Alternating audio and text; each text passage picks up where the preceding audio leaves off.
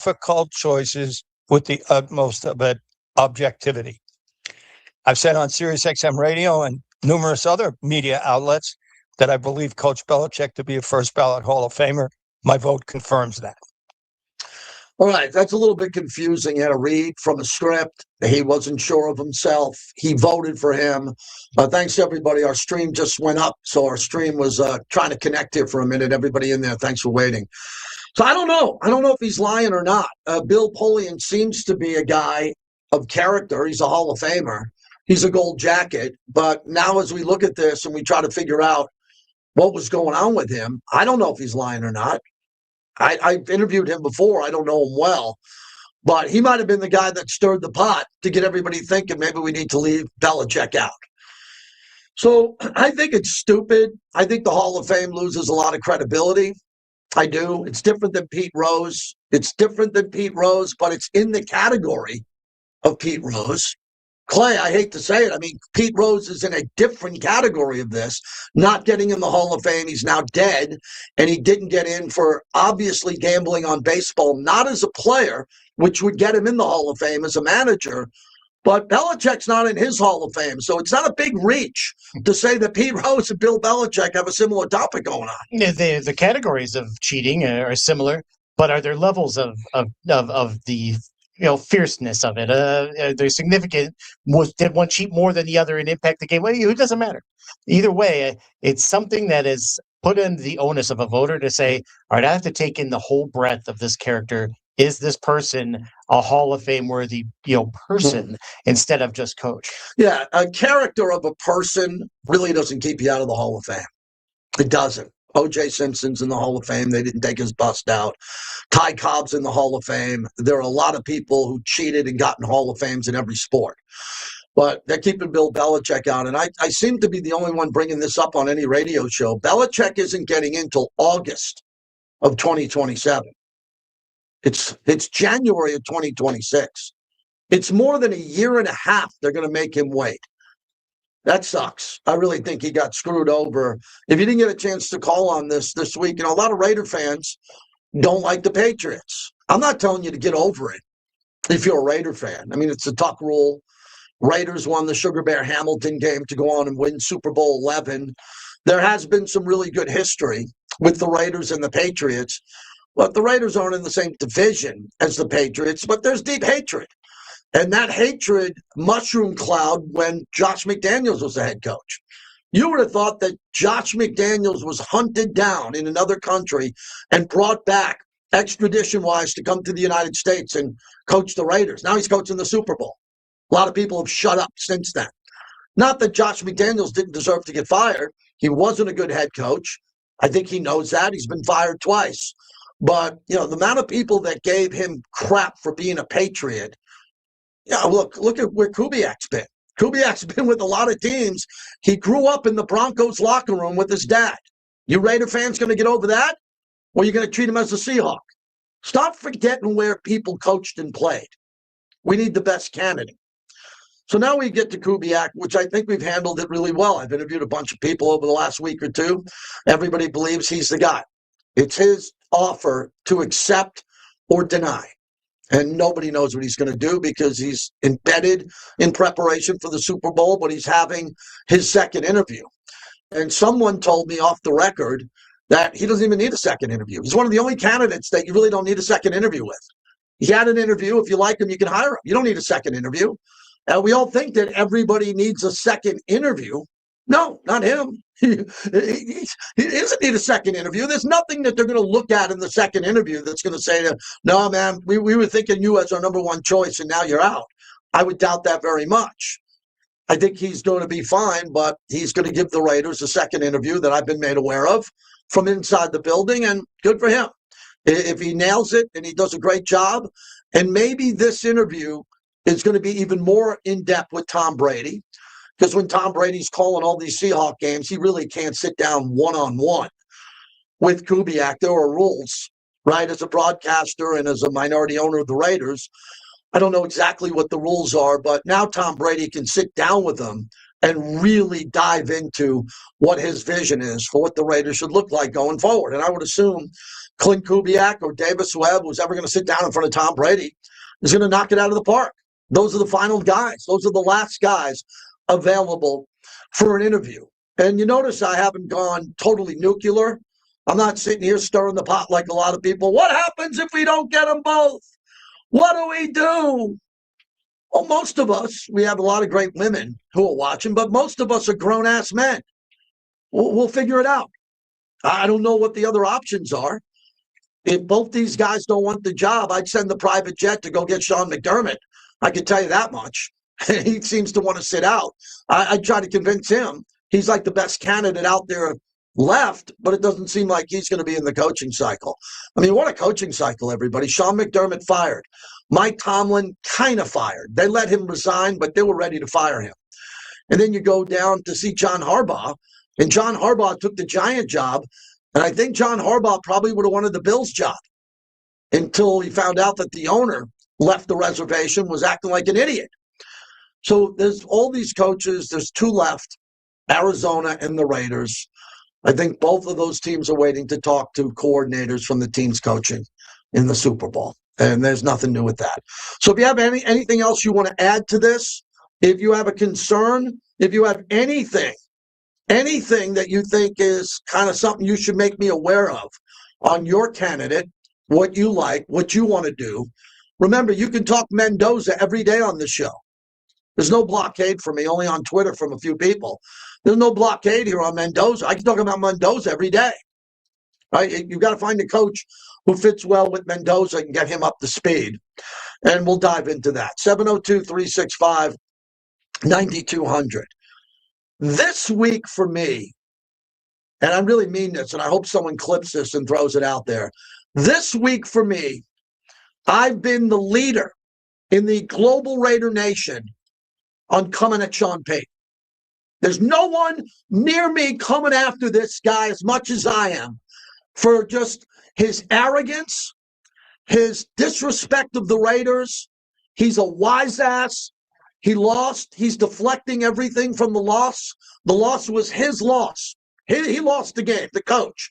Rarely you say that. It's usually the players that lose the game. No, Sean Payton lost that game. He's getting local heat in Denver on those radio stations.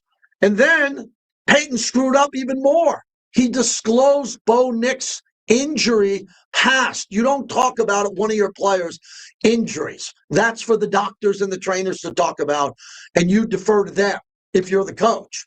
So Sean Payton went out there and started babbling that Bo Nix is kind of damaged goods. He hurt his ankle a lot throughout his life, and he might have a serious issue going forward. What was found, though, what was a condition that was like predisposed right at that, when they always find a little bit more when they go in, and it wasn't a matter of if, it was a matter of when. So it wasn't, because when you look at the play and you're trying to evaluate it, he said, the doctor, operating surgeon said that though this was going to happen sooner than later. Went over and we're all talking to him. He knows, that God's got a plan for him, and he said he had one in high school, and then he said he had one at Auburn. And I said, I didn't realize that. I said, if I'd have known that, I wouldn't have drafted you. Wow. Well, so he's just losing it now. I don't even think he's thinking straight. He's trying to catch a ride on Kenny Chesney's boat and start drinking again. I mean, he's getting hammered. I talked to two buddies, one who has a radio show in Denver. Their phone lines are packed. People are really upset. This guy went from a hero in Denver. Everybody loved Sean Payton, and now they're like, this guy's nuts.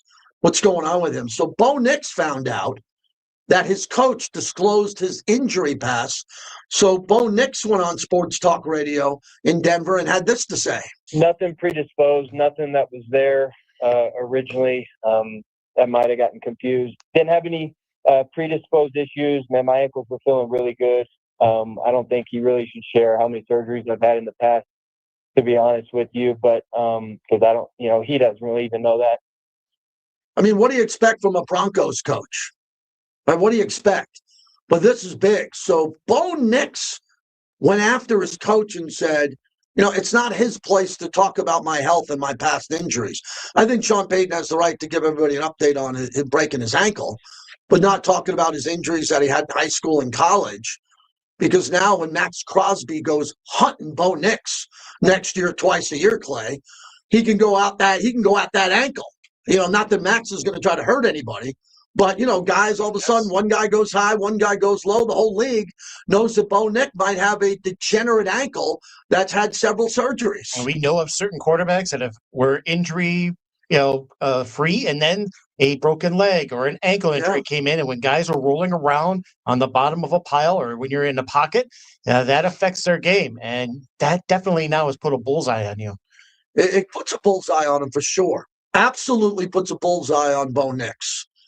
I have a bullseye on my back in Denver because I said, and I'll say it again in case people didn't hear me in Denver, they're not winning. It's Mendoza time. You think Mendoza's going to lose to Bo Nix on a consistent basis? He might lose twice year one. I don't know. Once Mendoza gets going, okay, and we got Modelo's with Mendoza, and he gets rolling, he ain't losing to Bo Nix. Bo Nix ain't no Fernando Mendoza. I can tell you that much. I watched him play at Oregon. Good player. He ain't Mendoza. We're going to get Mendoza cooking. Okay, and he doesn't have former ankle injuries and all that. So I'm fired up. The Denver Donkeys talking crap against the Raiders and Sean Payton there, he's just digging a hole. That's maybe the topic of this week. Everybody's just digging a hole. The Hall of Fame, Bill Polian, Sean Payton. People are just digging a hole, man. I apologize 5 times a day before breakfast. I make a lot of mistakes. I know how to apologize. When Sean Payton going to apologize? And the thing that bothers me the most about Sean Payton is a shot at Davis Webb. Well, if Davis Webb takes the Raiders job, it's going to be a pain in the ass for him because he acts like he's just going to whip him up for years to come. So I can tell you this, you don't have to dig deep to look at the tarnished record of Sean Payton. Okay, Sean Payton's got a Super Bowl. They can never take it away because of an onside kick coming out of the half. It was a very ballsy move. Very ballsy move from him. But he's got 1 Super Bowl. Tom Flores has got 2. Sean Payton, you know Tom Flores. You're not half the man he is. Okay? Tom Flores never talked about his players' injuries or anything like that. So we'll see. And now Denver, the owner wants a dome. Come on, man. He wants a dome. You hear about that, Clay? The owners are one of the richest owners in the world, the Walmart people. They want to put a dome on the stadium or something like this, man. A lot of Denver news this week. Yeah, it's like they just wanted to have their own thing because the previous stadium wasn't that old. But they're like, we got enough money. Let's just get something going. Well, they got a ton of money, man. And that's why Sean Payton has so much power. The reason why he has so much power is because those owners love him. And they basically gave him the keys to the organization. They said, you can do whatever you want to do. Whatever you want to do, you can do. So there's a lot of news out there today. We're going to get into our Super Bowl. Also, want to remind everybody, it is Super Bowl time. It's Super Bowl preview. So if you want to get in here and talk about the game, you could do that next week. We're going to, we have a lot of interviews on the show from time to time, but next week, we're really going to have a lot. So if you want to give me your pick on the Super Bowl, and are you already betting it? Are you already betting it? Are you going to go take the Patriots catching 4.5? Do you like that? A lot of people are going to bet that. Once you get over 3.5, you start getting into 4. I would think it would go to 5. So I want to get into your opinion. I think Seattle's going to win the Super Bowl. A lot of people that I talk to think it could be ugly. It could be a blowout. I'm not going to go there. Patriots play everybody tight. They're a great road team.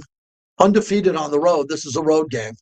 Neutral site, but it's a road game, and they're really good there. So with all this happening, I like the Seahawks to win. And then hopefully after the party that night, when Kubiak's having cold beer with the other coaches, he's on a jet the next day, and he's wearing a silver and black suit, and he gets introduced as the head coach. If not, they'll go on to the next candidate, and we'll find out. But you would think there'd be a pretty good understanding between Clint Kubiak and the Raiders, that the Raiders are pretty high to get him. And you would think that Tom Brady has a pretty good understanding if he would take the job or not. Because then you'd want to go hire a coach today. If you don't think you're confident in him, you got to go get a coach today. Because you got to start building the staff. You got to start getting the staff. Because, Clay, I know you talked about it on your show this morning, on the morning tailgate, that there's some good coaches. Patrick Graham's going to Pittsburgh. Yeah. We wish him well. What a nice gentleman he was. Here, I wish Patrick Graham nothing but the best. But when we look at the coaches here, if you want good coordinators, good people to come in, you would assume Clint Kubiak's going to have the power to hire those people. But there's a lot of coaches around the league sitting around looking for a job, and the better ones have been hired. You got a two-horse race with offensive candidates as head coach for the Raiders, and at the same time, they're still going to have to learn how to maneuver the game, coach the rest of the team. You have to build a structure with other coaches and coordinators that can help this asset of your rookie prize quarterback going, making sure that he maintains and has everything he wants and needs. The head coach won't always be able to be there. The support staff does, and you got to get an early start sometimes to get the guys you want that are going to be the most effective for possibly Mendoza. Yeah, the Raiders scouts, and they got coaches, scouts over at the Senior Bowl. They don't have a head coach there. Normally, a lot of head coaches don't go, not all of them. But the Raiders aren't really behind on anything. John Spytek's entire crew, it's a 365 job. They get a little vacation here and there. They're working scouting and looking at draft picks year round. They got a big department over at the Raiders trying to figure that out. And I'm enjoying talking about the Raiders personnel this offseason because last year when we got Geno Smith, I thought that Geno Smith would be okay. He'd be good. I never said he'd be a Pro Bowler or great, but he was a Pro Bowler. Threw for 4,300 yards, 70%. Yeah, that's fact. You could go Wikipedia it. That's why Geno got the job. So a lot of people are trolling other people now saying, well, Pete Carroll wanted to bring in Geno and we gave up a third-round pick. We gave up a third-round pick to get Geno on top of Geno playing that badly. I mean, if we didn't have to give up a pick and Geno played that badly and we had to eat the cap hit on cutting Geno, that would be one thing. We lose a third-round pick. Third-round picks are pretty important. But as you know, last year, a lot of the draft picks didn't play because Pete Carroll didn't want to play the younger players. And he told us all to our face that he has no problem playing younger players. Pete said it to me in all our interviews. Yeah, we're having competition. Well, the young guys in competition didn't do good enough. They weren't good enough for Pete Carroll to leave the practice field and play in the games. I don't hold that against Pete Carroll. He wanted to put the best team out there. You held it against him because you wanted Pete Carroll to lose every game. You wanted Pete to tank. From week 8 or 9, you wanted to lose every game. Pete didn't. Pete wanted to win every game. Tried. Raiders were competitive in a couple of games, but a lot of the games they got blown out. So we're almost done with the coaching carousel, and I think the Raiders are probably in a good, stable spot.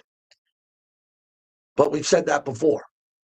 They're in a good spot if they get Kubiak. And if they don't get Kubiak and they get Davis Webb from the Broncos, because the Broncos are doing everything to keep him in the building. And a lot of other teams want Davis Webb as a coordinator. And then after that, from Van Joseph to some of the other people out there, when you're looking around, no one is the Raiders' top 2 or 3 choice after the guys I mentioned. Even some of the housewives, the insiders now, the NFL have housewives who are insiders. They're in the kitchen and they're done getting the kids ready for school. And they're telling you, my sources are telling me, yeah, you got sources. Yeah, sure, you got sources. I got sources in the building. And they're not telling me anything because I'm not calling John Spytek or I don't have Tom Brady's number. And I'm not asking. So that's it. Someone in my chat is saying, JT, what's your thoughts on Bad Bunny? Bad Bunny playing the Super Bowl. I wanted Rush to play the Super Bowl, Clay. I wanted Metallica to play the Super Bowl. With my podcast partner, Tom Looney, we always talk about who do you want to play at the Super Bowl. I love aggressive, hard rock and or metal or some type of rock. I was there for Tom Petty. I was there for the Rolling Stones. I was there in Tampa for Bruce Springsteen. But Metallica, we talked about Bill Belichick getting screwed. No one got screwed more than Metallica not playing a San Francisco Super Bowl. That was theirs to play. Will I be watching Bad Bunny? I don't know. I'm going to be in a casino in the Bay Area with Marcus Allen, Rod Woodson, RomoCop, Bill Romanowski, and the great Charles Haley. I got my notes together for my Charles Haley questions. I hope they're okay. I heard that guy can get going. Charles has some crazy Charles Haley stories, and I'll be spending a weekend with him. So that's the monologue. Brought to you by Golden Entertainment PTs. They fuel the monologue. 5 to 7, midnight to 2. It's the best happy hour in town. Everybody knows that. If you're going to pregame for a concert, you're going to pregame for a game, let's get going. Also, later on in the broadcast, I'm going to bring up a really tough topic in this town, Clay. No one going to UNLV basketball games. I mean, nobody. They showed the student section that had 7 people in it. So I need to get involved because obviously UNLV doesn't have my number. They don't know our audience size. They must not know the 19 advertisers we have. I don't think UNLV basketball has as many advertisers as I have on this show. And I love UNLV. I'd like to help. I'd like to sit here with Josh Pachner and help him sell the building. Get the building going. Because Clay, you and I and Cool Breeze and back in the day, Cofield and everybody who was here, Mike Response, the Sports Big, we'd go to UNLV games, man. We'd have to sit in the second deck if we didn't get media seats or the third deck because you couldn't even move in the aisleways. You couldn't even walk down the aisles. You were happy to get it. You were just happy to get in the building. But now is a time when even students are having a hard time showing up. There's a little bit of a disconnect. And it's not for lack of trying. My son and I went 2 weeks ago. We came away with like 4 giveaways, T-shirts, hats, all sorts of cool stuff. But there's something wrong. There's a disconnect, and that's got to be fixed. Yeah, I'd like to help in any little way I do. Look, I don't think I can change the world. I don't think I could sell out, but real fun story because we're running late. I'll get back. When I was living in the Bay Area, we were on the ticket 1050. We had a promotion with my show where people sat with me at the Warrior game and we gave away 10 tickets to 20 tickets a game because no one was coming to Warrior games. Nobody. This is before Steph Curry and Run TMC was up. No one was going to the game. 877 GSW Hoop. Yes. I remember. 1888 GSW Hoop. So I like to promote stuff, concerts and bars and restaurants and good things out there. So maybe we can help out UNLV basketball because oh, boy, some of those crowds over at the Thomas and Mack, I know the guys who built the Thomas and Mack. I know guys in this town who built that place and how great it was. So we got to help UNLV basketball get a couple of butts in seats. And you shouldn't have to have free stuff. I don't give away anything on this show. I apologize. Other shows do. I don't give away much stuff. I'm not, if we have something to give away, I'll give it to you. But the UNLV shouldn't feel like they have to give you stuff to get you to the game. If you're a student at UNLV and you're on campus or off campus, how the hell are you not going to the basketball games? D1. I don't get it. Unless you're doing something down on Fremont Street or you're at a pool party or you're in a nightclub. I get it. There's a lot to do here in Vegas. All right, let's get going. Kevin Bollinger will join us on the other side from Fox 5. We'll get his opinion on what the Raiders are doing. He's always doing live hits outside the torch, the other torch that's right in front of the Raiders world headquarters. He's coming up next. We're brought to you by Finley Volvo Las Vegas. Go check out their SUVs, their hybrids, the best car stereos I've ever seen, and some of the safest cars you'll ever get behind the wheel of. Boyd Gaming is the official and exclusive local casino partner for Las Vegas Raiders at Allegiant Stadium. Bring your friends, have some fun, but always bet on black. What's happening, everybody? We got some friends, some old friends, some new friends in here. Nice job. For 60 years. Sacramento State has Mike, Bibby, and Shaq in the house. Get a taste of I need to hydrate. like 2,600 miles across the Pacific Ocean. One of Zippy's favorites is the spaghetti meat sauce and garlic bread. I had a few beverages last night. My buddy Trigger, great caller from back in the day in Seattle, was in town. So I was with him for a little bit. To perfection. Zippy's, home of Hawaii comfort food. Now with 3 locations: Arroyo Crossing, Wallaby Way, and Southeastern in Henderson. Before you hire a lawyer for your injury case, ask the pastry friends where you paste. How many lawyers do you have in the bath? Yeah, I do love AJ Dibanza. Yeah, the guy from BYU, something else, man. Something else. I see Cisco in here. Cisco, what's up? Salute to everyone in the Raider Nation. And all. Any update on Sugar White Mike or Charger Dr. Eric? CDE. Hey, Jeff. Yeah, I have. I think he reached out to me on Facebook a couple of years ago.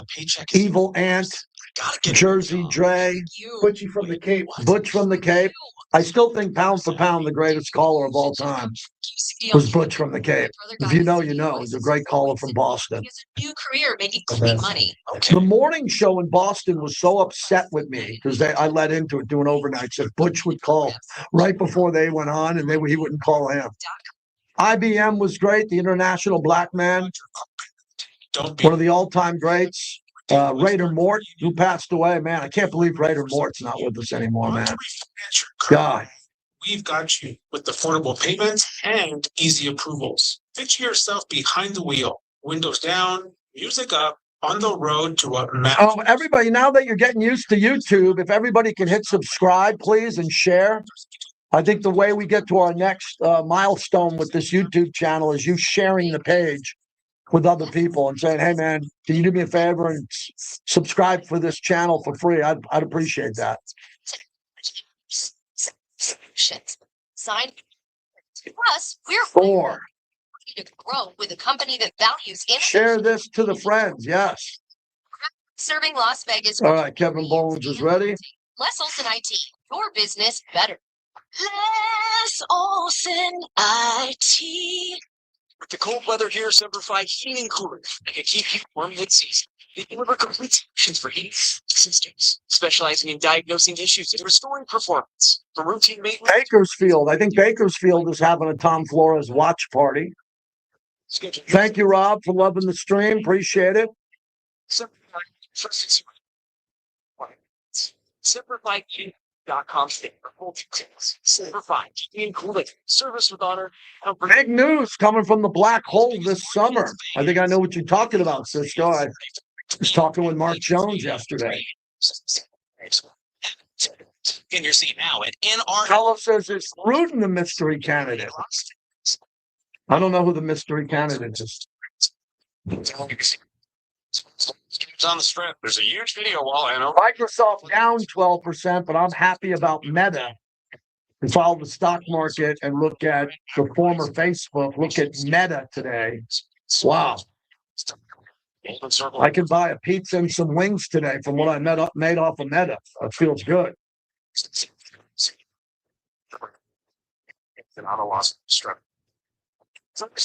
Meta is up $70 a share.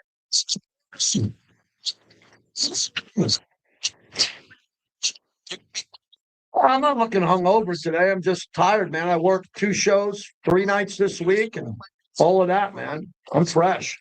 Actually got a workout in this morning. Took the dog for a walk. Feel great. Didn't shave, though. Didn't shave.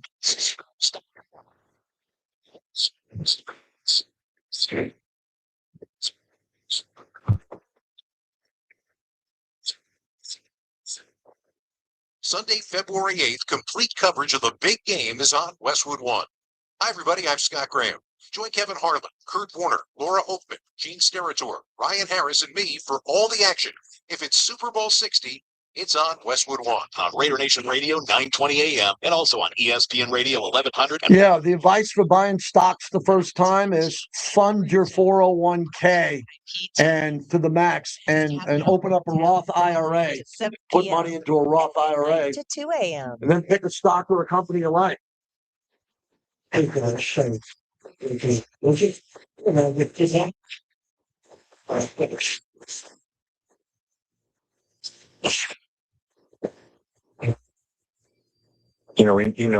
that God's got a plan for him. And he said he had one in high school. And then he said he had one at Auburn. And I said, I didn't realize that. I said, if I'd have known that, I wouldn't have drafted you. Sean Payton taking a lot of heat for disclosing Bo Nix's former injuries. That's a big topic, along with Bill Belichick. We bring in Kevin Bollinger, who joins us every 2 weeks around this time slot. We always appreciate his time. The sports director over at Fox 5. So, Kevin, on the path of getting Clint Kubiak or trying to go out there and getting Davis Webb, you're one of our Raider insiders. What do you think the Raiders are cooking up looking for a head coach? Well, I think all along, Clint Kubiak was at the top of the list. I think that's, all the tea leaves have been pointing towards it going to this process. And because the Seahawks keep winning, obviously it just had to keep playing out as we've gone through it. So, Raider Nation, you waited this long. Why not wait another week and a half longer and see if they can close the deal this weekend and get a verbal agreement in place and then wait for it to become official on February 9th. Any concern about that, Kevin, when you play a waiting game and you don't know if they're going to win or lose the Super Bowl, and the fact that Paul Allen's sister is going to probably try to make him an offer to stay? Yeah, I mean, I think that's the one big concern. And a lot of people are saying, he's going to talk to Arizona too. I think it's going to come down to the Raiders or staying in Seattle. And if they can convince him to come back and run it back and say, look, there's going to be other head coaching opportunities in the next cycle next year that you might be interested in. But at the same time, when you're talking about a young coach, if he's going to give the Raiders, get into a verbal agreement and give them their word, do you really want the reputation of somebody who's going to back out at the last second and do that? It's worked for a couple of coaches who have done that. Bill Belichick famously did that. But I think that at the same time, you're looking for the character of the person as they go through these detailed processes. And I don't think that they would go that far if they did not think that he's not the type of person that wouldn't back out once they had an agreement in place. Kevin Bollinger joins us from Fox 5. So what do you think of Davis Webb? I know you do a lot of live shots, and you've been talking about this to your audience there. He's a name that it feels like a couple of years from now, he'll be much more seasoned as a coach, calling actual plays before he becomes a head coach. But I believe from time to time, a whiz kid comes along or someone's really special without much experience, and you take a shot, and it seems like he's the second choice for the Raiders. That's what a lot of people are thinking. Well, you heard the stories about when he went to interview with Sean Payton for the quarterback job with the Broncos and did the interview and was going to the airport and Payton called him back and said, we're not letting this guy out of the building, essentially, even though they already have, not letting him get on the plane. And it sounds like that he's blown teams away through all of these processes since he's gotten into the coaching after a 6-year NFL career. So, when you look at people, they say he doesn't have a tree per se, right? He doesn't come, from the McVay tree or things like that. Well, he in a sense does. He played at Texas Tech under Cliff Kingsbury, who ran a NFL style offense, and then you play in the NFL for 6 years, and as the role that he had, he was very detail oriented in terms of being in those meetings and being ready to go. So, I look at that as you've got to be putting the experience under the experience belt as well, not just being on the sideline as a quarterback's coach and working your way up through the system that way. So it looks like Patrick Graham has gone. A lot of reports say to Pittsburgh. He had an interesting ride around here. You've interviewed him a lot, and you were out there when he goes to the podium. He went to Yale. Really sharp guy. I think when he had good players, he was a good defensive coordinator. This last year, he had rookie corners. He had guys that were hurt. He had veteran linebackers on prove-it deals. On the way out, I think Patrick Graham wishes he had more talent on that Raider defense because at times he really called a nice game over his tenureship here with the Silver and Black. Yeah, I like Patrick Graham. Super intellectual guy, good man. Yeah. And did not always have all the grocery items, if you will, to cook the meal, as Bill Parcells said. And maybe this year had more cooks in the kitchen with his defense than he wanted to. But I think he's a very good coach, and I think that he's somebody that can go to Pittsburgh and kind of take some really good pieces that the Steelers have and build out a defense as well. Golden Knights announced, along with Dallas, that they're going to play next year in Jerry's World. They're going to play inside Cowboys Stadium in a hockey game against the Dallas Stars. I like that. I mean, this is one of the biggest draws in all of hockey here, especially at home here in Vegas. And I think the Knights are so respected around the league that we're going to see them playing in more big-time showcase games like this. I immediately texted my daughter, who's going to be a freshman in college in Dallas next year. Oh, yeah. And we already knew there was going to be the game in Dallas because that got announced a few weeks ago. We just didn't know who the Stars' opponent was going to be. When I texted her that it was the Stars, she's like, let's go, baby. So, I think it's a great matchup for the NHL. To put it in the Cowboys Stadium, it's a little bit different take on the outdoor series, if you will. But that's such a massive building, and that screen up above what's going to be the ice is going to give a different experience for the hockey fan as well. So I think it's going to be really cool. And the stars of the night meeting tonight at T-Mobile too. It's a perfect time to make the announcement and kind of launch into tonight's game. Nicely said. I'm going Saturday. Can't wait to get to the rink and see a game coming up this weekend. Kevin, finally, I think this big story brewing with no one showing up for these UNLV basketball games, not the women, but the men, is becoming an eyesore. It really is. And I don't know Josh Pashner well. I've never met him, but he's trying. I mean, I think he's a very unique guy, and he understands basketball. His dad was a coach. He's been a coach at a couple of spots in the past where his buildings were sold out. Do you sense there's some frustration coming from him when he looks behind him during a timeout and like half of the lower bowl is even filled?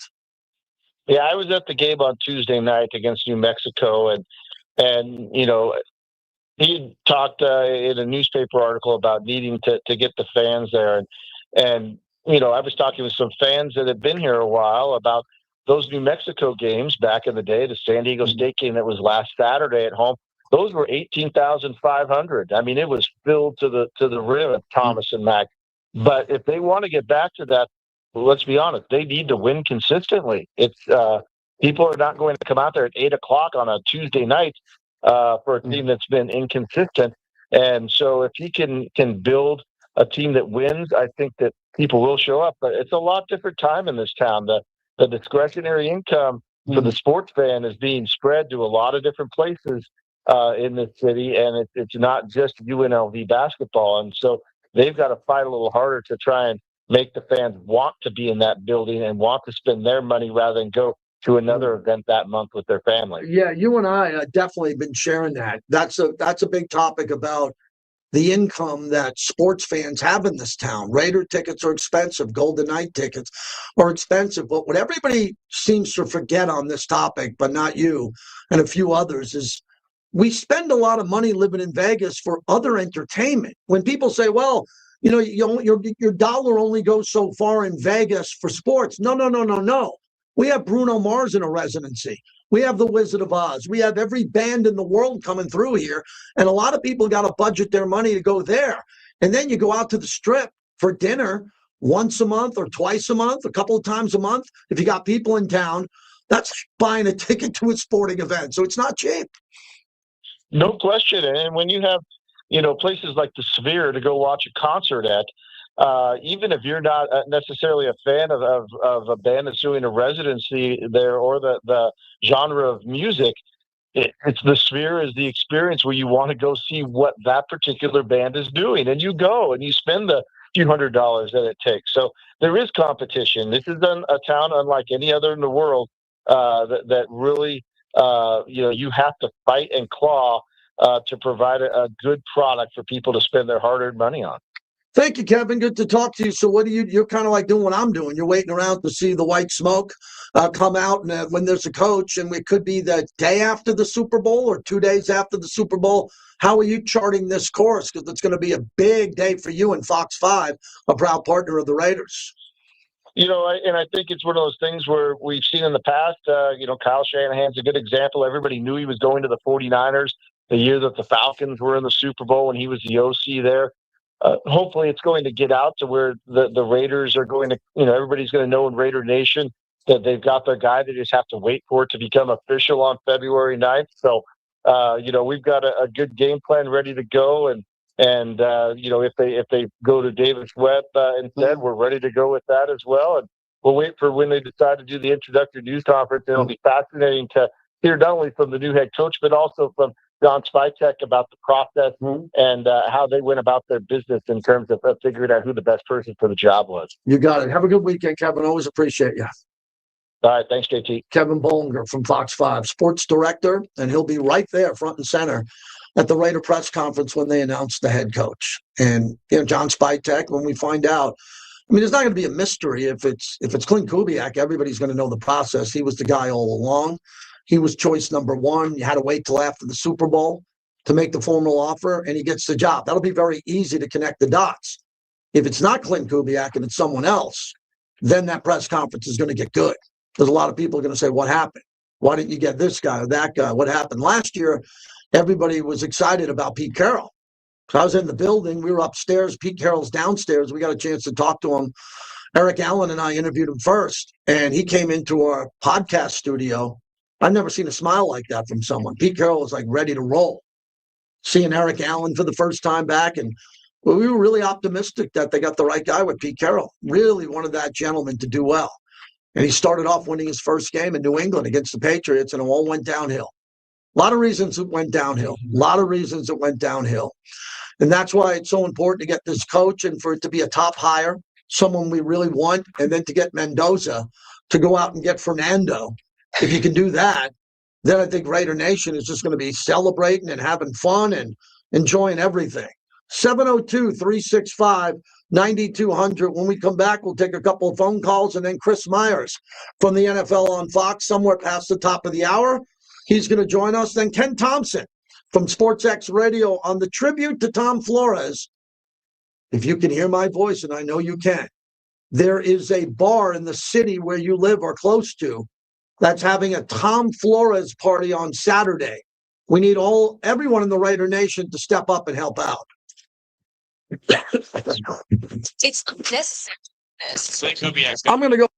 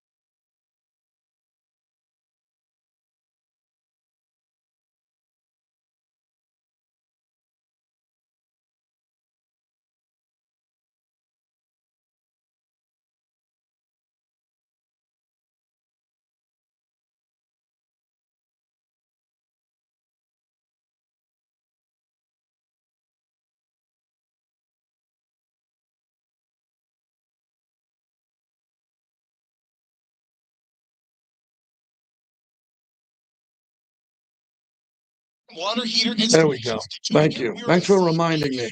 Don't just call anyone.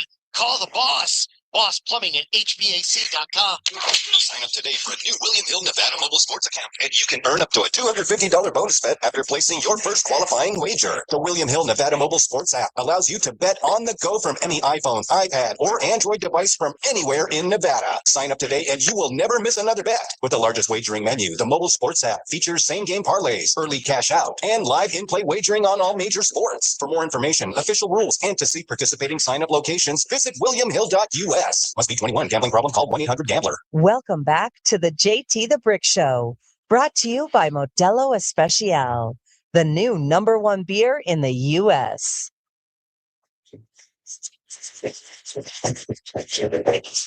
And now with 37 seconds to go, Drake made the need for the final time. Unbelievable. The Patriots will spill off their sideline in the snow in a celebration a mile high. They are headed to Santa Clara in 2 weeks to meet either the Rams or the Seahawks in Super Bowl 60. Patriots radio on the call. Patriots in the Super Bowl. It is shocking. If you go back to August and said the Patriots in the Super Bowl, there's not one person on God's green earth, including Robert Kraft, the owner, who would have agreed with that. I cannot believe that a long shot is in. It shows you how good of a coach. You have a coach like that, you're going to be in a really good spot. They have a hell of a coach in Mike Vrabel. Hey, shout out to our friends over at Fountain Blue. I was there last night. Great buddy of mine in town. He was staying there. We started off at the Blue Bar. It's kind of their center bar. It's spectacular.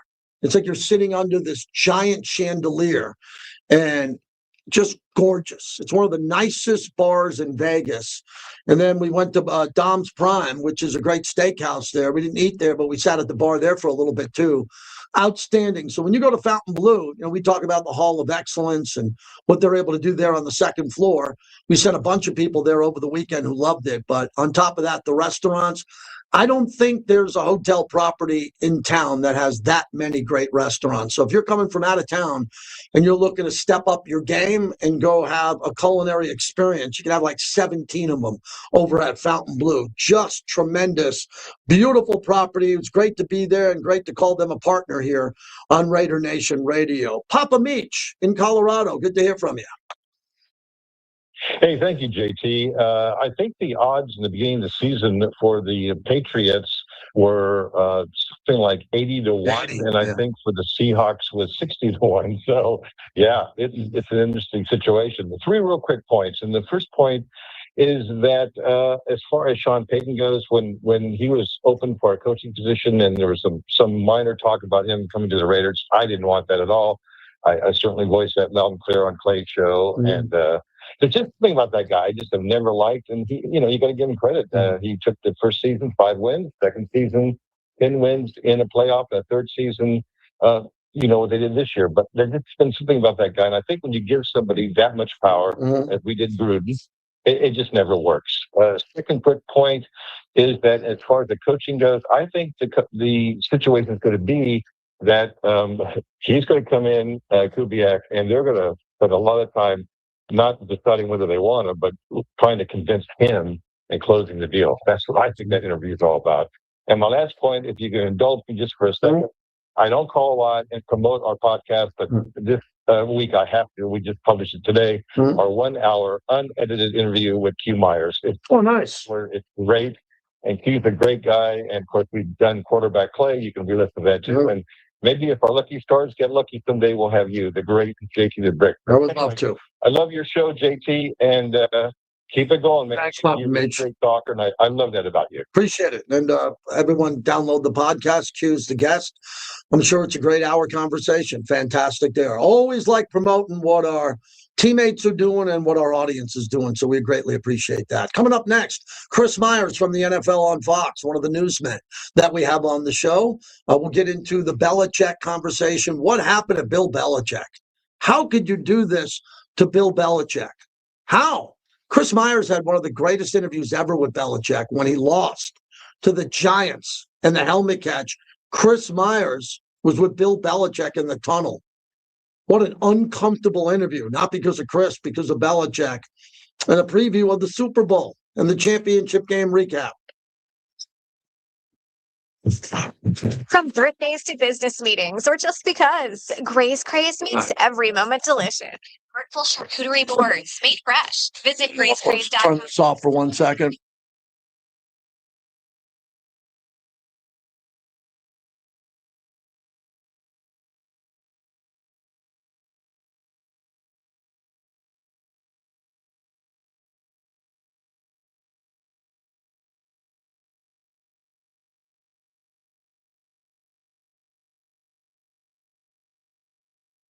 The Las Vegas. All right, we are back.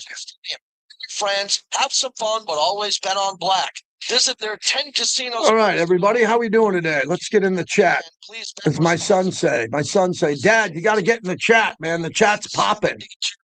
Partners of Raider Nation Radio, led by Tommy White, building the city on time and on budget. Bill Belichick got done dirty. I think he did.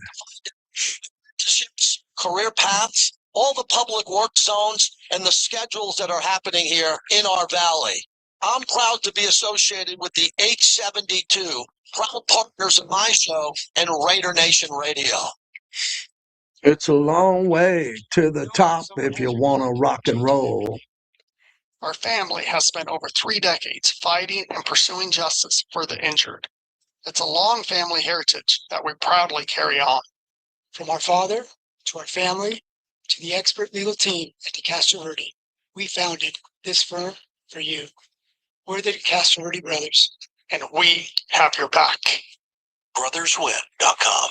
Nevada SPCA invites you to their 5th annual brunch bash, Doggy Bone Ranch, sponsored by Lerner and Rowe Injury Attorneys, Saturday, March 21st from 11 to 2 at M Resort Spa Casino. Get all gussied up in your Western attire and join us for live country music. We always pop in Kenny Clark. Exciting live auction. For over 40 years, Nevada SPCA has been our original no-kill animal shelter funded entirely by you, our community. I think my Knicks got to trade for Giannis and keep him away from the Warriors. My Knicks got to go get Giannis Antetokounmpo. Oh, thoughts on Grape Street? Phenomenal. Love it. John, the owner, is one of my good friends. Huge Notre Dame fan, John. Great restaurateur, chef, good guy. Love Grape Street in downtown Summerlin. Think the world of it. Really nice spot. Conditions apply. It's being different tomorrow. Membership requires a savings account with a minimum balance. Modelo is an official cerveza of the Las Vegas Raiders and the JT the Brick Show. Modelo Especial is a rich, full-flavor. Salute, Tony. Bring a crisp, refreshing taste. Warriors get Giannis. Knicks take a hike. No, Knicks need Giannis, man. February 28th at Allegiant Stadium. 3 games, Aussie Fives, 1 epic ticket. Plug in your seat now at nrl.com/Vegas. Rugby League Las Vegas. Let's go. Hey, Jeff, how's the new job working out? Really sucks. Terrible boss and the paycheck is even worse. I gotta get a new job. Truck you. Wait, what? Truck you. You don't have to curse at me. Dude, you should check out Truck You CDL training. My brother got his CDL license in 4 weeks and now he has a new career making great money. Okay, I'm listening. Truck You offers small classes. What would the Knicks give up? Whatever it takes, other than Brunson. I'd give up Karl Anthony Towns. I'd give up Obi. I'd give up anybody. Anybody they want to give up other than Brunson. I could care less. Part of the Las Vegas Sports Network, RLB Las Vegas. JT Brick Show. You know, obviously it means a lot to me being a part of the Silver and Black alone. You know, the history, said it a million times. I feel like I was meant to be a Raider. I love being here. Your Silver and Black home to sound off for over 25 years. It's amazing, opportunity, great community here. Great fan base. So I'm expecting a lot of fun, a lot of energy, a lot of great times. It's going to be all about competition. There's going to be no easy games on. And now here's JT the Brick. All right, busy hour. We're waiting on Chris Myers from the NFL on Fox. He'll join us as he does every week during football season, which is kind of cool. And then Ken Thompson. A lot of people in Vegas know Kenny Thompson, really sharp sports talk host in town. And he's one of the architects behind the scenes of building out this Tom Flores watch party. So there's going to be a watch party at several locations. And if you're in our chat, you might want to put the location near you if you're going to have an opportunity to go out and support this. So Raider Nation unites For Tom Flores, the legend, it's a tribute and virtual meet and greet in Las Vegas. It'll be at Tom's Watch Bar. Tom's Watch Bar over at New York, New York. It starts at 10 a.m. The stream starts at 1 p.m. Pacific. And Coach Flores will be in the stream. So he's going to be watching as many of his former players, former associates, some surprises are all going to pop in to this stream and wish Coach Flores well. So no matter where you are, Bakersfield, San Francisco, Oakland, throughout Texas, there's going to be a watch party near you. So we'll put that out, and Kenny will talk about it with us at the bottom of the hour.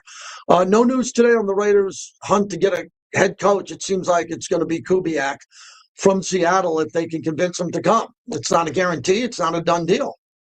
Unless it is, then we don't know about it. But he's in the hunt. He's not turning down the Raiders. He's got an interview coming up on Saturday. So that'll be important before Kubiak gets on a plane and goes to San Francisco, Santa Clara for the Super Bowl. So you'd like to have, after this meeting, a pretty good understanding if he really wants the job. As in asking him, do you want to be the head coach of the Raiders? Or whatever you can ask him to kind of get an indication that he desperately wants this job. You got to want to be the head coach of the Raiders to be the coach of the Raiders. You got to want it. You got to want it badly. You got to sell it to Mark Davis, Tom Brady, and John Spytek. I don't know the personality of him much. I don't know what his personality's like, but he's going to have to show it in order to get this job. And if he doesn't want the job, then we'll go to the next candidate, who seems to be Davis Webb. And then after that, I don't have anybody for you. I don't know who you want. I would say Sean McDermott. I would make a priority. Make that a priority. Everybody in Raider Nation seems to want to take a shot at John Gruden again. Well, if three of these guys fall out, John Gruden ain't a bad call. But probably doesn't happen. But some of the other names out there, other coordinators on other teams. Arizona and the Raiders still looking for coaches. All right, so let's jump in. Chris Myers is kind enough to join us from the NFL on Fox. And Chris, I want to begin with the breaking news from yesterday. Everybody talking about Bill Belichick not getting in on the first ballot of the Hall of Fame. Your thoughts? Yeah, I was a little surprised by that. Not shocked, and we all know he's a Hall of Famer and he's going to get in. I do think that becomes an ego or a clash thing, I think, when people brag or make a bigger issue out of getting in on the first ballot. It's like, you're a Hall of Famer, that should be good enough. But no, I'm a first ballot Hall of Famer. Means a lot to people. He's a Hall of Famer, but I think the reality, the Spygate, Deflategate, there's a lot to that. That stuff got brushed aside, and that didn't come out of nowhere. There are a lot of reliable people that I know in and around the NFL and have known for years that, headsets going out at certain times, just little tactical advantages that maybe sometimes not even legally wrong, but morally that we're bending the rules, so to speak. So I think that had something to do with it. I'm not a voter. Obviously, he's still got a lot of votes, and we know he's going to get in. And the other side of it, whether it's fair or not, and you know this from the Baseball Hall of Fame voting, that people who do vote, it's how you treat people. I mean, you can be real. It shouldn't. You should be based on your record. That's what sports are all about. But this is a hall that is directed by people who have human emotions and reactions and how people are treated, no matter how successful they are. And a lot of times, and I was part of that, covering him in victory and in defeat, being around couple of those Patriot teams, and have seen some of the good and the bad of it. So it's not a shock to me, but we know that he deserves to be in there, whatever you think of him, and whatever was proven or rumored about, and he will get in eventually.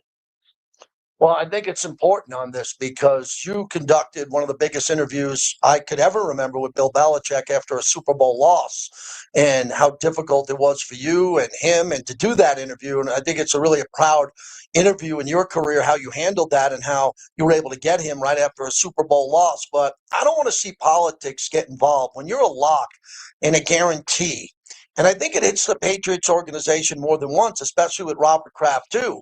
Robert Kraft with some personal transgressions, and he was penalized for that. And he's up there in age, and he had to wait. And when you take a year of someone's life away from them, where Bill Belichick for a year is going to have to go around and not be a Hall of Famer with a gold jacket. That's an important year when you're getting up there in your late 60s and your 70s and into 80s, and they take a year of what could be joy and satisfaction from you. I think it's very personal, and this is one of the guys that has been a polarizing figure throughout his football life here. But, man, it really seems personal when it comes to this, because you could argue he's the greatest coach of all time when it comes to football. Yeah, and with Don Shula, of course, 13 or 14 wins short, but the Super Bowl that people are measured by. I mean, he just dominates in that department. But that's why I change the rules or change how people vote, I should say. But the facts speak for themselves in that regard, whether you like him or not. And to him, of course it matters. He's done a lot for the NFL, even when he was an assistant coach, and affected a lot of lives in a positive way. I hate to make it sound such a negative thing, but I think I wasn't shocked because I think you could I could feel something like this coming after, when he stepped away from the game and wasn't hired right away, and how people in the league talked about him. But some of that too is insecurity, because Bill Belichick got things done by being in charge and having control of a lot of things, and some people don't want to give that up. But there's no doubt he's one of the greatest coaches in the history of not just pro football, but I think in any sport. Chris Myers is our guest. Let's start with the AFC Championship. I haven't talked to you about the decision not to go for 3, to go up 10-0 for Sean Payton with a backup quarterback in Jarrett Stidham, who was exceptional in the first quarter of that game. He got him off to a good start. He made good decisions. He scored early and was about to score again, or at least put up 3. Sean Payton decided to go for it. The play blew up, and that was it. Denver didn't score after that, and the Patriots end up winning 10-7. Yeah, it was. In fact, I think for two guys named Sean who have a Super Bowl win in their grasp, they weren't at their best on that championship Sunday. I'm talking about Sean McVay with the Rams, and of course Sean Payton, and maybe they don't win anyway, even if he kicks the field goal. I mean, it was a desperate situation having to go to a backup, but for all the belief. And you're right. Stidham held his own in that opening quarter. The weather changed, but to me, you got to win with defense in a game like that. And I think Vrabel outcoached him. Vrabel, pulled back on some things and played it ultra conservative because he didn't fear the quarterback player of the offense of Denver at all. And of course, they took care of the running game. But in that situation, you take that field goal because it's 10-0, and the pressure is then on the young quarterback Drake May playing on the road. None of the weather changes in your defense. To me, it was just a feel for the game. And then you're playing with your backup quarterback. You don't have Bo Nix in there, who obviously you'd go for it if he's the guy running the show. And then I thought the play with all the great play calling Sean Payton has had in his career, it was a terrible play call too to go the kind of situation that they had where you're taking a deeper drop with Stidham, who's not really even a runner, but he didn't run enough when they did try to use him in the game. It was a bad move, and I think again, I think it did cost him in the big picture. But give Vrabel and the Patriots credit for reeling in some things on their side of it, and they're using their quarterback and Drake May to run for the big finishing first down. But the Denver defense played great, kept them in the game. It's unfortunate the year they had that it broke out the way it did. Chris Myers is our guest. Chris, you've covered so many games in bad weather with the amount of games you've done. Really often a game, an entire game or a half, doesn't come down to bad weather unless it's very extreme. The fog game with the Eagles and the Bears. You can go back in the history of this league. There are bad weather games, but that one was really unique because it was gorgeous early in the game, and then the snow came, and then the wind started blowing, and the snow was moving, and it affected the game. It just felt like both coaches said, we're going to punt the ball the rest of the way, and we're not going to lose the game. Josh McDaniels is a really good play caller, and on 3rd and long, it wasn't like he was trying to connect in the snowstorm and pick up a first down on 3rd and +10. He just wanted to run the ball and punt it again. What's it like when you're broadcasting a game like that or on the sideline and you can tell that the whole temperature of the game is changing and the coaches are changing their game plan due to weather? Yeah, and the players on the field, in terms of having the right footing and how it affects certain guys like shorter cleats, thicker cleats, is an artificial surface. And Ken, seeing the yard markers, which I know as a viewer, a TV viewer, we have problems. But even when you're out there work at the sidelines, and the players have trouble seeing exactly, you can see the first down marker, but are you at the 40 or are you at the 30 as the snow piles up? I think what made this difficult, and I've been a few of those, JT, I was at the 30 below. At least with wind chill, it was in Green Bay with the Giants, and there were a few others. There was another one in Chicago where they took on the Packers, where it was, just ice cold. But I think what was different about this is, at least in those situations, even though the coaches and the players knew it was cold, they also knew as the evening wore, the temperature might drop and the wind might kick up. But it didn't start out on ice. In other words, you were in it the whole time, and you knew what this weather was going to be like here. And I don't know, in the forecast, they kind of said there was a slight chance of snow, but not to the extreme that it happened. So I don't know. What we have trouble predicting games, so do weather forecasters.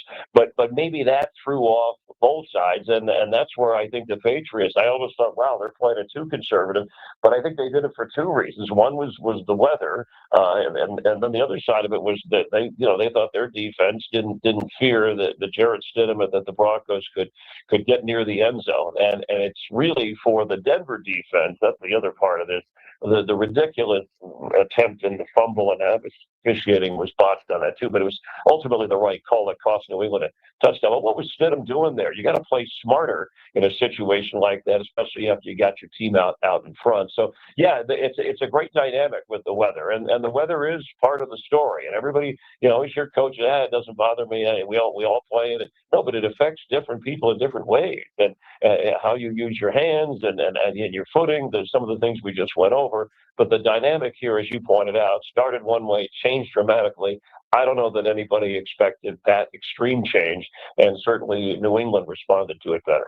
Chris Myers joins us, NFL on Fox. Share some stories, if you can, on Sam Darnold. From you being based in L.A., you remember the USC years, and then all his trials and tribulations. I mean, this guy was almost left for dead as a quarterback, from the Jets to the 49ers, benched as a Carolina Panther. I mean, wow.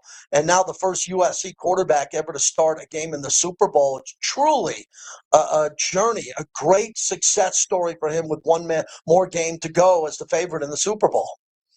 Yeah, and starting with a Jet franchise, which, by the way, with Aaron Glenn right now and that coaching staff, that was, we're going to talk about it, but they just early start, not good reviews, and that's not going to get better in that situation. But going back to Sam Darnold, and I'm glad you brought that up, because through it all, he maintained a sense of decency and respect, didn't trash, didn't blame people, didn't pout. Had his head down, worked hard, never really gave up on himself. And I had a game this year with him against Jacksonville. Talked about that. Was there ever a time you thought you'd really quit? He's like, no, I really wanted to. I worked hard. I knew I had the ability. But the Jets thing, the way it started, the seeing ghosting, just getting run out of there for being the high pick. I mean, that's tough to overcome just from that alone. And then to get bounced around. And as you said, in Carolina, I also sat with him then when he was fighting for an opportunity there and growing. But what he said the big difference was getting time with Kevin O'Connell in Minnesota, and just having an opportunity to kind of learn some things there. And briefly, San Francisco, studying some of what went on there, how they did things differently. And he applied that to his ability and using the talent around him, along with what his talent and limitations are. And I think his self-confidence grew, not that it ever left him, but it wavered a little because he obviously wasn't where he wanted to be. And he's a kind of guy you kind of root for, because he's a decent guy and he's really low key. He's not a me guy. And I think the players around him, at least with the Seattle team early this year, have said that he's not a selfish player, but he's a strong leader in the huddle. So Sam Darnold, and he executed when he had to. I mean, that performance against the Rams was outstanding, and whatever the oblique injury was before that, he's dealt with that. And as we said, Jackson Smith and Jigba is as good as anybody. Him and Nakua, maybe the two best, with Justin Jefferson not having a quarterback to get him the ball. But I certainly think that he's going to lead them to victory. It's tough. They look like a machine, especially the running of Kenneth Walker to help them out. Sam Darnold's a guy you can understand where he is. Even if he stumbles, his confidence is there to bail him out now. Chris, one more with that. Isn't it fascinating that if Geno Smith wanted to stay in Seattle, They wanted to keep him. He didn't like the offer. And then the next thing you know, he's not happy with that. The Raiders end up getting him. And remember, the Raiders had to give up a pick to get Geno Smith and give Geno Smith all that money. And that's the only reason it opened the door for Darnold. If Geno looks at that deal and says, I'm good in Seattle, I'm playing well here, I'm a Pro Bowler, we're pretty close. Obviously, the roster was good enough to go to the Super Bowl. If he doesn't take that journey to Vegas, which didn't turn out well, Sam Darnold doesn't end up in Seattle. And the other twist to that, too, is the Vikings did offer a contract to Sam Darnold. It's just that he wasn't going to be the starting quarterback, and it wasn't the kind of contract he felt that he deserved to be a starter until Seattle came calling and allowed that to happen. But that only happened because of the Geno Smith. And speaking of Geno Smith, let's give Seattle credit after the Russell Wilson heyday and those Super Bowl teams. They at least were contenders while rebuilding with Geno Smith, right? Getting him off the scrap heap, another ex-New York quarterback, getting the most out of him while they can. And I think got moved on from him at just the right time, no disrespect, and then bring in, Sam Darnold at just the right time. He's still 29 years old for a guy who's bounced around. And it is interesting how the shuffling of quarterbacks and how contracts, but guys who bet on themselves and respond to it, I think, they carry that with them a long way. Just a little bit like Baker Mayfield's story and how he's, revived his career in Tampa Bay. And Chris, one more on the NFC Championship game as you're based in LA with what happened with the Rams. Sean McVay loses the Super Bowl early in his career with Jared Goff to the Patriots in a low-scoring game. He wins the Super Bowl. He gets Stafford to come there, gets to an NFC Championship game and loses on a 4th down, a 4th and 4. That didn't help. And Devontae Adams is now 0-5. 0-5. In NFC Championship games. That one's got to burn McVay that he lost to a rival in the division, keeps him away from the Super Bowl. Yeah, it slipped away when they lost earlier, that crazy game with a 2-point conversion, but still had chances. I thought Stafford played a very good game. I didn't like the going on the 4th and 4. I mean, if you're going to know you're going to go, on 3rd and 4, the other play was incomplete. Maybe you try the run game or something to get some of that yardage. Also have the chance to go for a 2-point conversion. I know it's early. If you say, hey, don't chase points early, that would have made things, I would have put pressure on the Seattle offense because of, as we're saying, as well as Sam Darnold has played. But maybe Sean McVay didn't have confidence in his defense. But still, I think if you take the field goal there, you're at least keeping. I'll tell you, Stafford and that offense. I mean, you saw how quickly they could score. They had a timeout or two at the end. All they needed was 30 seconds to get in field goal range, and at least their kicker was on his game. But special teams killed them all season long. That was another factor, something that they have to clean up. Those were the two better teams. The two best teams played in that NFC Championship game on Sunday, in my view. And Stafford will be back. It's not officially announced, but as long as his health and that lower back, remember, there's a chance he might not even be able to start the season healthy. He's going to plan to play again. And I think they'll be back in the hunt for another Super Bowl. With about a minute or so to go, we're up against it. Give us an early preview because we'll see you up in San Francisco and talk to you again on the Super Bowl. What do you love about this matchup? Coast to coast Super Bowl, which I think is going to be really entertaining. Yeah, I would have liked to. I think fans, they're finally happy not to see you again, unless you're fans of those teams. No Chiefs, no Eagles. But this, I would have liked a more unique matchup. We've seen this version before, but I think the Vrabel Drake May story in just one season, his turnaround is amazing. I think the left offensive line, the left side of that, the Patriots going to have some trouble there against the great front four defense of Seattle. I don't think the New England receivers are going to create a lot of space with that Seattle secondary unless Tariq Woolen does something silly again. But I do think the Patriots have a good 1-2 punch to run the ball.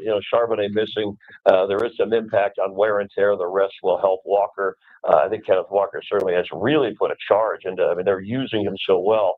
But I like Seattle to win this game in a 27-20, at least early. We'll see how things shape out over the 2 weeks. I know we didn't get a chance to talk about other coaching opportunities with still some vacancies. And I'm not. But by the way, Pittsburgh I know he's a Pittsburgh guy, and I hope McCarthy does well there. The relationship with him and Rodgers, there were some sour spots when they were both in Green Bay. So I don't know that that's a good move for Rodgers. Pittsburgh's got to find a quarterback and let Mike McCarthy develop that guy and go forward before Aaron Rodgers goes into one of those dark retreats again. But we're excited with the Super Bowl coming, and it'll be good to see you up in the Bay Area. I'll see you up there, Chris. Thanks again, as always. Appreciate you. Have a great one.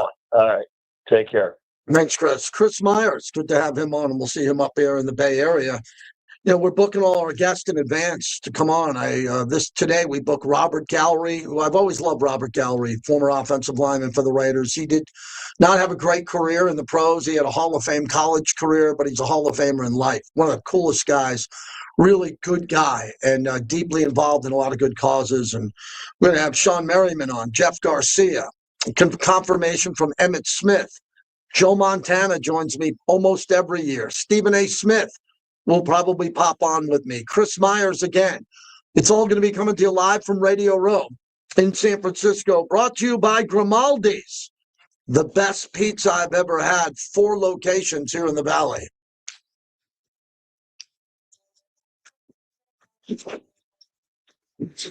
Wake up with the morning tailgate. All right, we're going to keep it here because my buddy Kenny Thompson's coming on, and we're going to talk about this Tom Flores stream viewing party. In the locker room, 13 ways we can go. We asked the same questions about Ben Johnson. And as players, over the past couple of weeks, have told me, personality's somewhat important, but, can they communicate? The morning tailgate, weekdays at 7 a.m. Pitt Gaming is the official and exclusive local casino partner of the Las Vegas. What is Kenny paranoid about? Have some fun, but always bet on black. Visit their 10 casinos across the valley. Don't let the game get out of hand. Please bet responsibly. This is JT the Brick from Raider Nation Radio for M-Ride, the preferred shuttle provider of Allegiant Stadium. Ride like a pro, round trip to your favorite events at Allegiant Stadium. No more hassle parking, sitting in traffic, or waiting in long taxi or rideshare lines. M-Ride it, and you'll get in and out quickly. Go to M-Ride.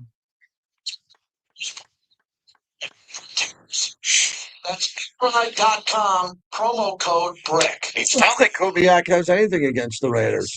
Ask them, where are you based? When you call the Richard Harris Law Firm, you already know we're local. I grew up here, so did Josh. Local matters. Who you hire? Harris Law Firm. For 60 years. A lot of coordinators interviewing today all around the league. Taste. Traveling 2,600 miles across the Pacific Ocean. One of Zippy's favorites is the spaghetti meat sauce and garlic bread. Now only $10.99 at the takeout counter. Zippy's meat sauce is thick and hearty with its signature slightly sweet, savory flavor loved across Hawaii. And the garlic bread is grilled to perfection. Zippy's, home of Hawaii comfort food. Now with 3 locations. They're running spots for Zippy's Hawaiian food. Clay, have you had Zippy's yet? Yeah. You have not had Zippy's. Big D, you ever have Zippy's? I think it's Hawaiian barbecue plus Hawaiian breads and croissants. What am I missing with Zippy's? Okay, let's spend the afternoon. It's just over on Decatur and Okie. Fantastic's open every Friday, Saturday, and Sunday, 10 to 6. And like they say, it's fantastic. And like they say, we've got it. Ready to hit the road in a new ride? One Nevada credit union believes your life should be rewarded. With a new or refinanced auto loan, One Nevada will let you skip payments for 90 days. You really can drive now and pay later. At One Nevada, we offer freedom from payment stress, more money in your pocket, so you spend less time worrying about financing and more time enjoying the drive. Check out the benefits of a One Nevada auto loan today at onenevada.org. Federally insured by NCUA. Equal Back for the opportunity. Seahawks touchdown, The Vegas Jason. Golden Knights are rolling through. God, thanks. There's nothing more refreshing than an ice-cold surfside. Yeah, I got a big weekend. I'm going to see the Golden Knights on Saturday. Going to the Golden Steer tonight. And only in Vegas, baby. Vegas, baby, Vegas. So it's easy to sip and enjoy.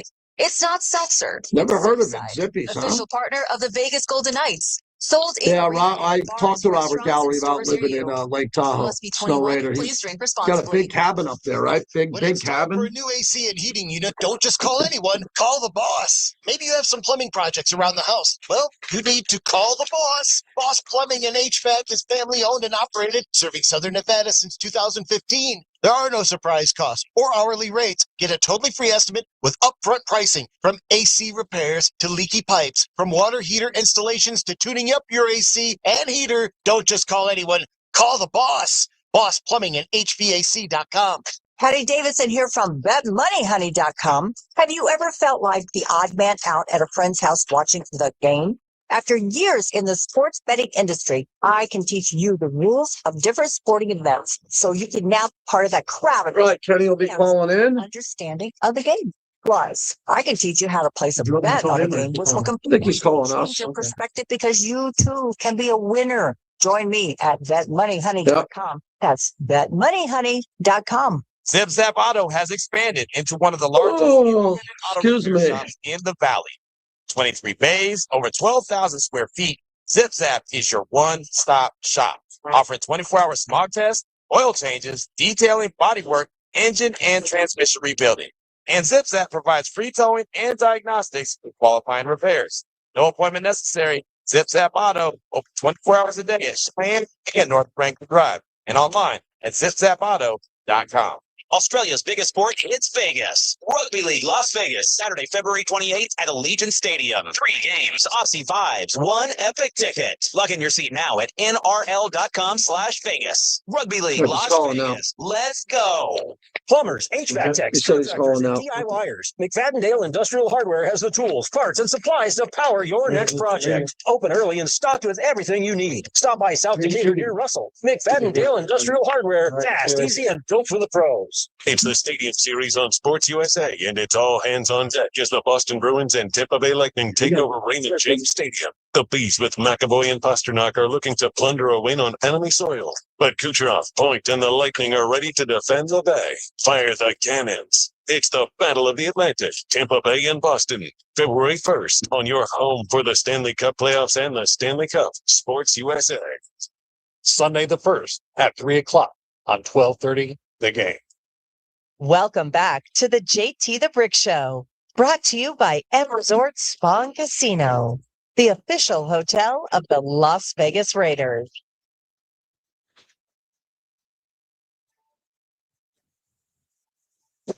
JSN now comes into the backfield. Sam out of the shotgun. Looks, steps, throws back corner. Touch. Seahawks. Pass. In. On the left side. Wide open. And you love to see defensive backs stop and look at each other and say, who the hell was supposed to cover him? He was wide open from 14 out. And the Seahawks retake the lead 16-13. Smith and Jigba. What a player he is. What a radio host Ken Thompson is. Sports X Radio, my longtime buddy, one of the best sports talk hosts you'll hear on a national level. Sharp, talk about gaming, college basketball, college football, loves the Raiders, lives and dies with the silver and black. And we're going to talk about this Tom Flores tribute that's going on Saturday. Kenny, thanks for including me with this, and thanks for helping put this together. How are you, buddy? I'm doing great, man. How do you not include the man that's given his life to the silver and black, my good buddy JT the Brick? For a long, long time, you have been that voice, so recognizable. And then, of course, you take it to another level with your little black backyard brick stuff and all that. You know, you're one of the 4 Yankee fans that I actually tolerate in my life. I appreciate you for that. Let's jump in on Tom Flores and how you became personal friends with him. There's a good story with you and the relationship you built with Coach. You know what? First off, Rhinestone Raider was somebody that was really close to Coach. And he had always done a lot of stuff. And I love that guy. I used to just watch that guy and say, man, what a classy dude that guy is. And I'll never forget growing up in Jersey and Super Bowl 15. And the guy I ended up joining the Navy with, JT, real quick, was a big-time Eagles fan. He was one of 6 brothers. The dad was from Scotland, and so he had that hard Scottish accent. But they lived and died with the Eagles, and they knew the Eagles were going to blow the Raiders out, wild card team. So I show up, and I got this jacket on and it's buttoned up. And the youngest brother, Dave, answers and he goes, and my nickname, the Grinch, is, and he goes, Dad, it's just the Grinch. And you hear it goes, hey, the Grinch? What the hell's the Grinch? What, the Super Bowl Sunday? We're watching the freaking Eagles, man. He goes, so I go inside and everything's decked out green and white and silver. And they've got literally Heineken. That's all they had because they were green and white bottles. And so he goes, hey, Grinch, you better have some beers, man. You're gonna need them, man. He goes, you're gonna be rooting for these Eagles. And I take my jacket off and I got silver and black on. He goes, oh, geez, he didn't get the freaking memo, man. The freaking Grinch. The hell kind of crap is this? You're gonna root for that wild card bull crap, right? And then unreal, JT, when Kenny King gets that pass at the end of the first half and takes it the distance, man, and just by the end of the third quarter, Mr. Cairns wanted to kick me out. He's like, maybe we should get rid of the Grinch. It's bad luck. And of course, I was the only one enjoying myself, but I'll never forget that. And of course, Kenny came on my show last night, so I had to reminisce a little bit and then, just talking to all these players and these people and these fans and you and just so many that have loved this man for so long. And for how long does he wait to get into the Pro Football Hall of Fame? And we were just like going, how does this even happen to such a great human being that's given his life to this game at a very high level? And he is the only one, as you know, in the Pro Football Hall of Fame that one as a player, an assistant, and two as a head coach. Did only the one as a head coach, but also a player and an assistant. So it's like pretty iconic, the Hispanic background and the Mexican-American. And World and Plunkett follows suit, and he gets in there too. But, I mean, just an amazing man and just the classiest guy. And I got to meet him over in Canton. And I was literally just, really happy to just hang out with him and his twin boys, Mark and Scott, and then Kim came later, the daughter, and Barb, his wife. My mom's name was Barbara, so we always got along well. And just amazing people. Next thing you know, they said, hey, you can stay with it, and I'm there hanging with the family. Next thing I'm sitting with Dan McElroy and stands, and then we had this big party, and I and Dan and Jack Squirek and all these guys, and I was like, man, everybody loves Coach. How is this guy not in the Hall of Fame? And then finally gets in there. And so one thing leads to another. But then last year, went to his house, Masters, it was in April, so it was a Masters Saturday. And I was like, man, it's frustrating to watch this poor man bedridden because his hip was so deteriorated. And he couldn't go back the following year for Cliff Branch's induction posthumously into the Hall of Fame. So I was like, you know what? Why do people always wait for people to pass before they do a celebration of life? Let's just let him know what he means to us in Vegas and Phoenix, because I go back and forth to the two. Now it's turned into 16 cities. We're going to stream it. We're going to use Tom's Watch Bar in New York, there in Vegas. But there's 9 Tom's Watch Bars. We're going to use Ricky's up in San Leandro out of Oakland and so many other places across the dime. But people like Monty Johnson, he'll close out in prayer because he's a strong Christian guy. And just, I mean, you name it. There's like 40, 45 Raider alumni. Wow. And then, of course, you and Mark Jones will be there. And I think there's 10 Raiders that'll be there in Vegas. I know Napoleon McCallum, Frank Hawkins, Reggie Kinlaw, Chris McLemore, Leo Gray, Lyndon King, they'll be there amongst others.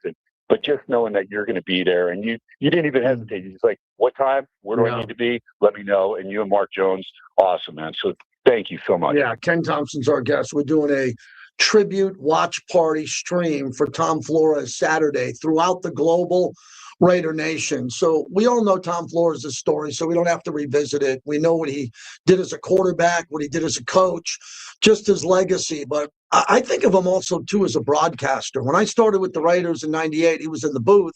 And then when he was doing the games with Greg Papa, Lincoln Kennedy was on the sideline. And then when Coach was getting up there, Lincoln replaced him and did a great job. But Coach Flores was always around. And Mark Davis always made it clear Tom Flores, even when he wasn't broadcasting, was coming to every game in Vegas, all the games that he could get to.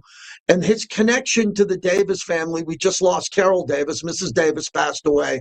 I love the fact that you said it. We're celebrating Tom Flores' life while he's alive. So he can, what do you expect Coach to be doing with Barb, the lovely Mrs. Flores, and the twins and Kim? They're going to sit there at their home and watch this feed as the feed goes out to all these different bars with all these fans and players? Coach, yeah, he'll be on the laptop, so he'll be able to see all 16 venues at the same time. It'll be pretty amazing. And then Mark, one of the boys, I know Mark will be there. I think Scott may be there as well. And they're a little bit more technologically savvy than Coach and myself, of course, because I'm challenged as far as that still goes. But he'll be there. And we'll go to Coach initially. We'll literally have the national anthem sung up there in San Jose from the voice of the Bay. I mean, we've got a lot. We've got the Raider Oath being done. We've got the Autumn Wind on the trumpet. I mean, we've got a lot of different things that are going to go down. And yeah, Coach will take it all in. We don't know, when you're 88, going to be 89 in March, whatever his energy level is, but we'll have him address everybody near the top of the broadcast after a word from Mayor Frank Gonzalez and Sanger and a special tribute they put together from the whole town of Sanger, which is where it all started, of course, where Coach grew up, and of course, Tom Flores Stadium and everything. And then that Barb, of course, at Pacific, just an amazing story. And she's 85 and she gets around like no tomorrow, but it's frustrating to see Coach, basically bedridden the last couple of years, and he gets out. He lives to go to another Raider game. I mean, he does. He just, it's driving him nuts, but he goes, I'm going to make it. I'm going to get there. And, so we pray that he can, but you know what? Until then, we're going to bring, Raiderland to him and the silver and black tradition with the greatest fan base of all times. As JT, there is only one nation in sports, and that is truly the Raider Nation. And to endure, the teams, it's been tough over the last, 15, 20 years, but at the end of the day, it's glass is still half full, and we're hoping we can hand down a winning tradition in this upcoming season. I know you're excited. Number one pick there in Pittsburgh, all that stuff, but this is really to hand back to somebody that's given his life better than 6 decades to this organization and to football itself and to his family. Yeah, he's the ultimate contributor. Ken Thompson's our guest. He's contributed his whole life to football and his family. And we've gotten to know Tom Flores' family over the years, and they're lovely people. When I told you on your show the other night, when he called me and asked me to MC his party for the Hall of Fame in Canton, and I got off the phone, I was pretty emotional and told my wife. And my wife just looked at me and she's like, wow. And I go, yeah, wow, this is big. And we set up and we went out to Canton with him, and he was in a wheelchair. And I was really bitter about it. It took me a while, Kenny, as I told you, to get over the bitterness I had for the Pro Football Hall of Fame, to not induct him in his 60s, 70s, into his 80s. So he could have been wearing a gold jacket in Sanger and all these other spots and coming to the games, coming out onto the field with Bolitnikoff, Charles Woodson, Tim Brown, Marcus Allen, Ron Mix, Ted Hendricks, Ron Wolf. When they all come here, they come on the field at the 50-yard line. And Tom Flores was sitting in a box because he wasn't in the Hall of Fame. They finally got around to getting him in, and he got out of that wheelchair with his strength and spoke in his induction speech, and I had tears coming down my eyes because it was such a special moment. I want to move to this Bill Belichick topic. I know you're talking about it on your show. You're a great sports talk host. Can you believe they're going to make Bill Belichick not wait till this August, but the following August of 2027 to get a gold jacket? That's getting thrown in the penalty box, Kenny. Yeah, I know, and I'm one of the probably guys. Look, I at the end of the day, the guy's getting in, and it's for what you did on the field and gridiron and there's some of the stuff that I didn't agree with that went down. And I'll just tell you, at the end of the day, they're not taking your number one draft choice and fining you unless you got caught with the goods. So it is what it is. Again, the guy, one of the greatest coaches of all time. There's no question about that. And the Brady-Belichick combination, one of the greatest, if not the greatest of all time. So he'll get in. I think him not getting in, though, has a lot of people talking about some things that, New England fans would like to just brush under the rug. And I used to, as a Knicks fan, and growing up with the Knicks, and they never have won 72, 73, and I used to hate that guy, Michael Jordan. He was the greatest, though. There's nobody greater in basketball, and I've watched this game for better than a half century and said, there's nobody greater. But why did they have to cater the Jordan rules? Why did they have to, if the guys go down the lane, there's nobody near him, but the whistle blew in crunch time. And I'm like, why does that happen? So I kind of felt like, what, here it is. You don't do things that you did, and you got caught a little bit. It is what it is. I mean, I feel the same way with Michigan football and Harbaugh and this stuff that's gone down. I'm somebody that likes to, I'm a USC fan. And you know what? They got busted. They got busted with the Reggie Bush thing, 30 scholarships. You got to pay the piper. I don't care who you are, what team you are. There's got to be some type of retribution and some type of penalty. And, unfortunately, in this day and age, everybody goes into timeout or they get a pass and nobody has to pay. And my wife, I've got so many family members, JT, that are in the educational business. These kids don't get disciplined. And I look back and I go, man, I'd probably be in jail now if I didn't get disciplined back when I was a kid growing up in Jersey and was, running around like a nutcase, right? So it is what it is, but times have changed. But you know what? I think it's just letting a lot of people kind of look and say, wow, what happened? Why is he not in? How can that not happen? And then I think back, Spygate, Deflategate. I know stupid little things like that, but you didn't have to do it. Right. Things didn't need to even be done. You were the greatest combination ever. You were the best team. Oh, and you got breaks too along the way. The freaking tuck rule and all this stuff went your way. How do you have to pile on almost? So I'm a little different than most. Okay. Kenny Thompson, as we wrap it up. So tell everybody who can't make it to the watch parties or want to be involved in this, how do we find out about this Tom Flores tribute? And I know it's going out. Everybody's retweeting, putting it up on their social media. Tell us about it once again. Yeah, so realistically, I mean, literally on X, I'll have it on up there on at Ken Thompson 87 at Sports X Radio. I'll have all 16 flyers. Each place made their own flyer, and those will be up there separately. But there'll be a YouTube feed that'll be given out Saturday morning. Nice. This thing will start rolling 10 a.m. You can get to New York, to Tom's Watch Bar there in Vegas, and the other places will open 10, 11, whatever. But it'll start streaming 1 o'clock Pacific time, probably till about 3 o'clock Pacific time. And then Monty Johnson, who will be in Atlanta, will close us out in prayer. And it'll be just an incredible get-together of the who's who that played and loved Tom Flores, the Violator, the Gorilla, all these great iconic fans that JT knows for so many years. And JT the Brick, Mark Jones over there, of course, from Black Hole, Power Raider. A bunch of these people will be over there in New York, and making sure everybody's having fun. And there'll be raffles. There'll be all types of stuff. And every dime will go to the Tom Flores Foundation, which is up there, that helps the kids in Sanger and everything. And we'll have that out there too for people that can't make it and just want to donate, JT. But knowing that you're going to be there, the iconic voice of the Raiders for so long, it's an honor to have you involved. It's an honor. Always involve you in anything. Thank you, Kenny. No doubt about it. Go ahead. Even though he's the Lions guy, Clay Baker, he's turning silver and black. He knows Dan Campbell's not going to win anything. Come on. Take care, my friend. Thanks for including me, and we'll retweet everything you sent to me. Thanks so much.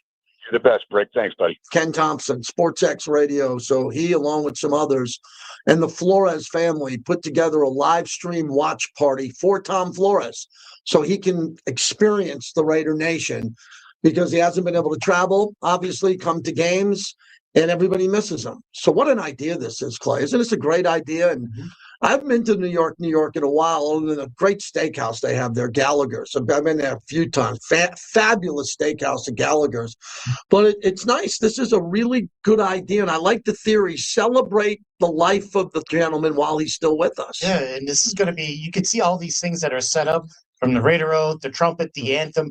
There's going to be a prayer at the end. There's some sacred moments here that you don't want to miss. And, Tom doesn't have to be, taken out of those home. He can be comfortable and just sit and watch it. And can you imagine the kind of kick he's going to get from everybody? I think it's going to be amazing, especially his former players. So New York, if you're in Vegas, it's open. The doors open at 10 a.m. The stream's going to start at 1. I'm going to be down there. Mark Jones, members of the Black Hole. And then we're going to have several players. As he mentioned, several Vegas alumni Raiders will be there for that. And we're excited. That was brought to you by M-Ride. M-Ride is the luxury concierge shuttle service, so you can ride like a pro. If you're heading to Santa Clara for the big game, take the M-Ride shuttle to Levi Stadium on game day. There are several pickup locations to choose from. No more hassle parking, sitting in traffic, or waiting in long taxi or rideshare lines. Reserve your spot at mride.com. Use my promo code BRICK. Whenever you use MRide, we get 10% off. So it's mride.com, promo code BRICK. That's mride.com, promo code BRICK. It's the way my wife gets to the games now. No more parking. No more. We take MRide. It's that easy. It's a luxury bus. Takes you right there. When the game ends, it's waiting for you. Several locations to be picked up in Vegas, but this is all about how they're really growing out this business. Teo Johnson, my good friend and former Raider tight end, is a big part of this company, and they built a beautiful concept around getting to games, concerts, sporting events, big events, that M-Ride. This is a great partner for us because I believe in it, like all of our partners. But this is fantastic. It takes care of my wife and kids when they go to games. All right, when we come back, we'll wrap it up. We'll get it out to Q Myers. Q is coming up next. Q and I will be in San Francisco next week. And I like the grind. This will be my 30th Radio Row, minus COVID, which is 29. I love it. I love Radio Row, man. Seeing old friends, talking to great athletes, promoting what they're promoting. It's kind of like a brotherhood and sisterhood for radio. Love it. Next week. All right. That was a whopping 138. I was a little late today starting, so my son will edit that. The start of the show, and we'll get going. We're back for our Friday show. Don't know what we have lined up yet, but we'll line up something. And thanks for everybody. Thanks for being here today. Really appreciate you. Thanks to the bricklayers.